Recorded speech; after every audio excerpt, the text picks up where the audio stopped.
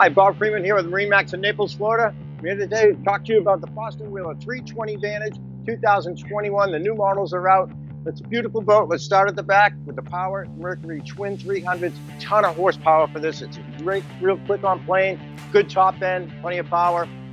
If you're going up for a nice ride, just go to the sunset, whatever, you get a nice comfortable seat in the back. But if you want to throw the line over, fold it up, nice leaning post. And as we come along on this side as well, you've got the dive door, which opens up. It's a great way, number one, to get on and off the boat from a floating dock. If you are catching fish, you can bring it right straight in versus up over the rail, which is where you lose them most of the time.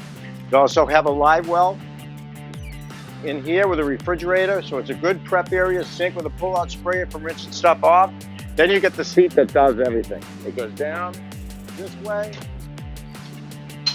You can lounge going this way. You can bring it all the way down, and then I can lounge it going back this way. So it's just an incredible storage underneath both seats as well.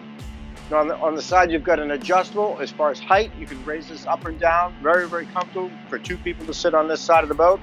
And as we move to the helm, two large Raymarine touchscreens. So all you're going to need on there, you get the digital throttle and shift, and then you get the joystick, which is just great. You can dock it in any condition, anywhere. It goes sideways. Also, it has the sky hook. It can lock it in position. It's great for waiting for a slip assignment. You can just keep it in place. I like to do the sunset, point the bow at the sun, sit up on the bow. Fantastic. Also has the auto heading on it, which is an autopilot point and shoot. Fantastic as well. So as we move over to the head, actually, no, this is the cabin. It's a small cabin, which actually turns into a bed. So these cushions slide out. So if you need to take a little break, have a little lie down, great place to do it.